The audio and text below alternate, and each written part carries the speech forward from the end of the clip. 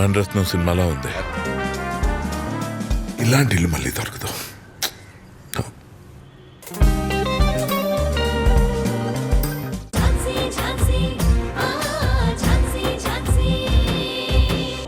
Sir, మేము ఒక complaint ఇవ్వాలి.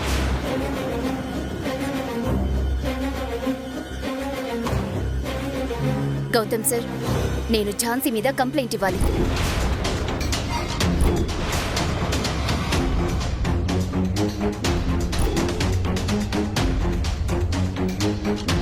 ఏం మాట్లాడుతున్నావు? తప్పు నువ్వు చేసి ఝాన్సీ మీద కంప్లైంట్ ఇవ్వడం ఏంటి? ఎస్ఐ గారు, ఎంక్వైరీ చేయకుండా, ఇన్వెస్టిగేషన్ చేయకుండా తప్పు ఎవరు చేశారో ఎలా డిసైడ్ చేస్తారు? ఏంటమ్మా నువ్వు? ఎందుకు ఇలా మాట్లాడుతున్నావు? వీళ్ళిద్దరిలో నీకు ఎవరు ఎలాంటి వాళ్ళో తెలీదా? నిన్న మొన్నటి వరకు తెలీదు, ఇప్పుడిప్పుడే తెలుసుకున్నాను.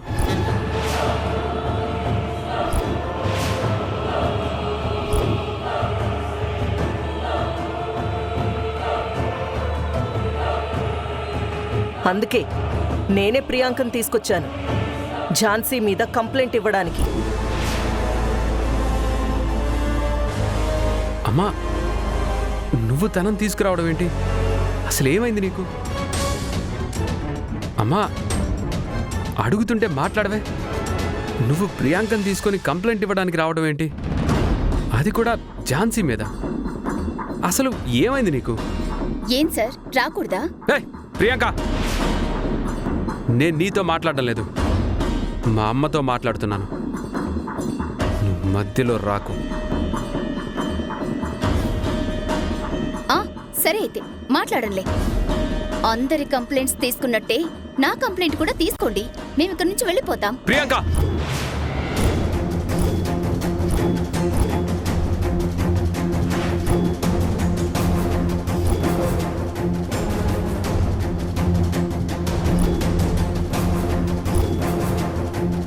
ఎస్ఐ గారు,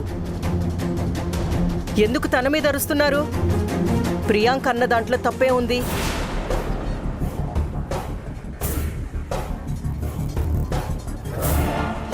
కంప్లైంట్ తీసుకోండి, మేము ఇక్కడి నుంచి వెళ్ళిపోతామని అంటుంది.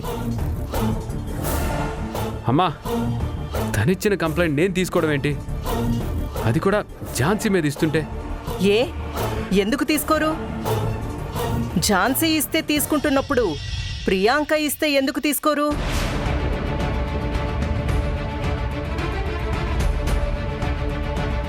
మీరొక విషయం మర్చిపోతున్నారు. బాధ్యత గల పోలీస్ ఆఫీసర్ పదవిలో ఉన్నారు.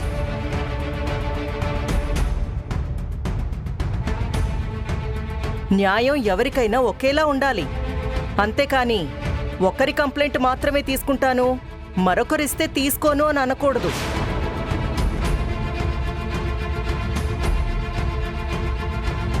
అలా అంటే మీ డ్యూటీకి మీరు సరిగ్గా న్యాయం చేయలేరు. సరే, తీసుకుంటాను. కానీ కంప్లైంట్ ఇవ్వాలంటే రీజన్ ఉండాలి. ఏ రీజన్తో ఝాన్సీ మీద కంప్లైంట్ ఇస్తున్నారు? ఆ రీజన్ నన్ను అడగండి గౌతమ్ సార్, నేను చెప్తాను.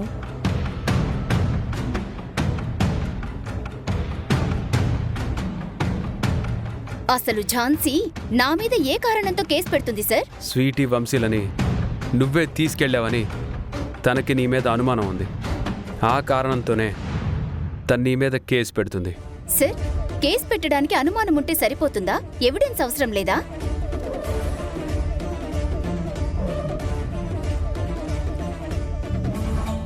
అలా అయితే నాకు తన మీద అనుమానం ఉంది సార్.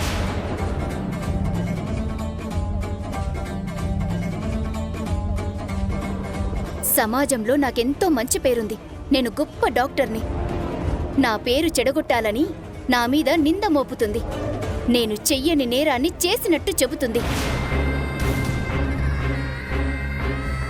ఏ ఎవిడెన్స్ లేకుండా నా మీద పగ సాధించడానికి ఈ కేసు పెడుతుందని నా అనుమానం.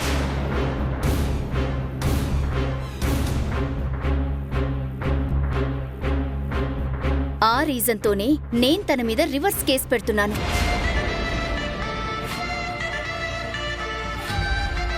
చెప్పండి సార్, కంప్లైంట్ ఎక్కడివ్వాలి? మాధవ్ గారు, సార్, ఈవిడ కంప్లైంట్ పేపర్ ఇవ్వండి.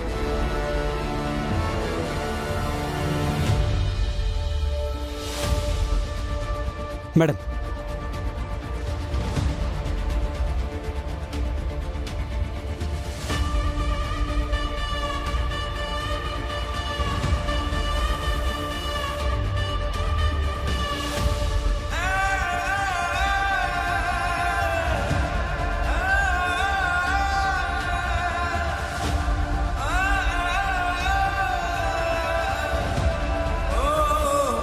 ఇదిగోండి సార్ నా కంప్లైంట్.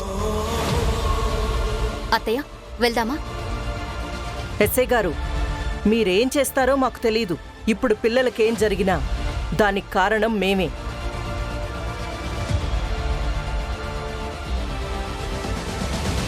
దానికి బాధ్యత వహించాల్సింది మా ఇంట్లో వాళ్ళు. పద ప్రియాంక. హ్మ్.